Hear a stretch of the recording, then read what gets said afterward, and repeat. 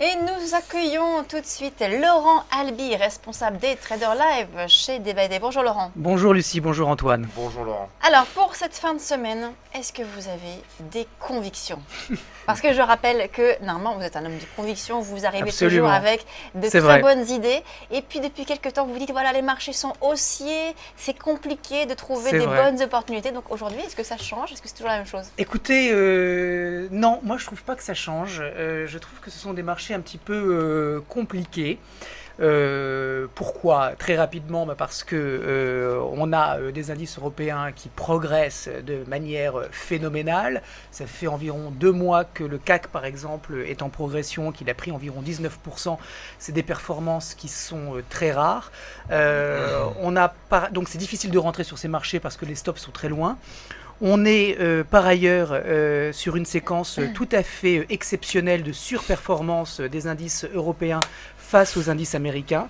Donc ça déroute un petit peu les investisseurs. Quand on voit la performance du Stoxx 600 face au S&P, quand on fait le ratio, c'est assez incroyable. Donc c'est un petit peu difficile de s'y retrouver dans ces conditions un petit peu exceptionnelles.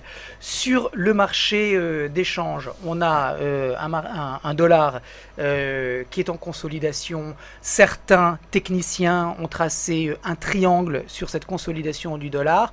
Moi j'ai préféré tracer un rectangle dont nous ne sommes pas encore sortis. Ce que ça veut dire, c'est qu'on a un dollar qui reste très très fort, mais qui reste malgré tout coincé dans une zone de congestion dont le signal de sortie n'est pas véritablement donné à mes yeux.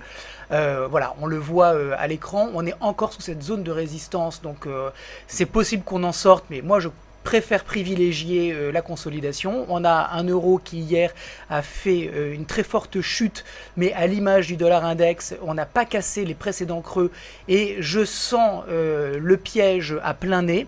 Donc sur du swing trading, j'ai pas envie de le shorter l'euro, en tout cas pas sur ces niveaux.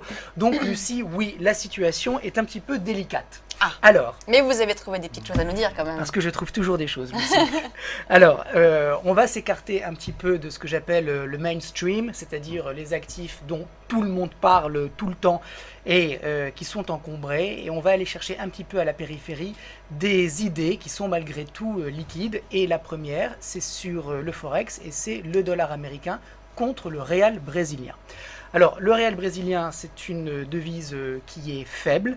On a un marché qui est haussier depuis la fin du mois de janvier. Alors, la tendance haussière démarre avant ce que vous avez à l'écran, mais ce qui est intéressant, c'est cette dernière séquence. Et puis, on a consolidé.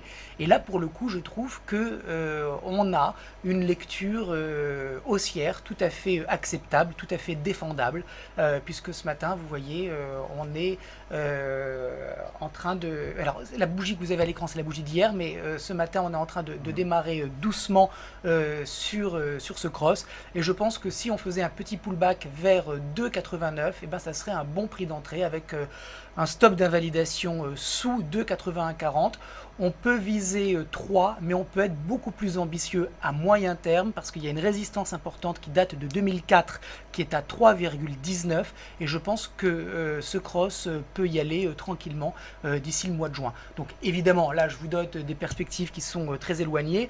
Pour les traders court terme, je pense qu'il n'est pas trop tard pour rentrer et viser dans un premier temps donc ces 3 réals pour aller vraisemblablement plus haut par la suite, mais le signal est joli et il n'y a pas de raison de ne pas le prendre. Donc, alors l'objectif donc c'est combien? Alors premier objectif 3, Oui. 3 réals, puisque c'est l'USDBRL, et on peut aller ensuite à mon sens sur 3,19. Je vois aucune raison de ne pas y aller. Et donc on rentre en position là maintenant. Alors on peut attendre un petit peu parce qu'on a eu une belle bougie hier d'expulsion de la petite zone de consolidation. Je ne serais pas étonné d'avoir un petit repli et de profiter de ce repli pour rentrer à l'achat. Je crois qu'on est autour des 2,90. Si on pouvait retourner vers 2,89, 2,88, on va dire 2,89, ça serait déjà pas mal. Je pense qu'on peut tout à fait rentrer sur cette USDBRL. Donc on attend Le petit pullback. Oui. Ok, on attend le petit pullback vers 2,89. 2,89 Tout à fait. pour rentrer en position. Alors, Oui. faut expliquer parce que. Peut-être expliquer ce que c'est un pullback. Oui, ouais. et surtout pourquoi vous rigolez, parce que c'est vrai que vous adorez les pullbacks, c'est-à-dire revenir vers les supports, et à chaque fois Antoine vous pose la question s'il y a un pullback. Donc, Oui, voilà. alors l'idée c'est ça. quoi? C'est que, alors peut-être qu'on peut élaborer quelques secondes sur cette idée.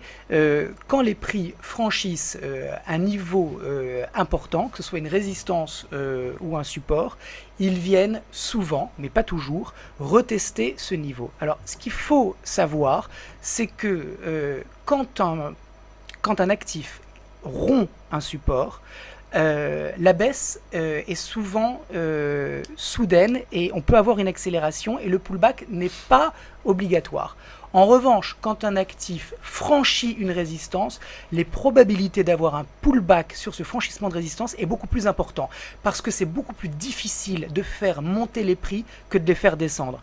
J'ai presque envie de dire que les prix chutent sous leur propre poids, alors que pour sortir un actif d'une zone de consolidation, il faut beaucoup plus de conviction, il faut plus d'énergie et souvent quand on franchit ce niveau de résistance, eh bien on vient la retester par le haut. C'est pour ça que j'aime bien les pullbacks, surtout quand on fait des sorties haussières. Quand on fait des sorties baissières, ça a beaucoup moins de chances d'arriver, donc on peut rentrer un petit peu comme ça sur l'accélération parce qu'on a beaucoup de chances finalement de ne pas voir le pullback arriver. Mais quand on franchit à la hausse, je pense que c'est tout à fait raisonnable d'envisager un petit retour, ce que les Français appellent un retour de confirmation, c'est-à-dire qu'on a franchi le niveau et puis on va retourner dessus pour confirmer la sortie avant de véritablement repartir. Donc ça c'était l'USD réal, donc le Oui. dollar face au dollar, face Au réal au brésilien. brésilien. On va parler maintenant d'un autre actif que vous avez sélectionné, une matière première agricole. Oui, le colza. Le colza parce que c'est celui qui offre une lecture la plus intelligible. Alors, pour les personnes qui s'intéressent aux matières premières agricoles, rapidement, on a un blé américain qui est sur une zone de support importante, mais je n'en parle pas véritablement parce que je ne sais pas si cette zone va tenir ou pas, et je trouve que c'est un petit peu hasardeux.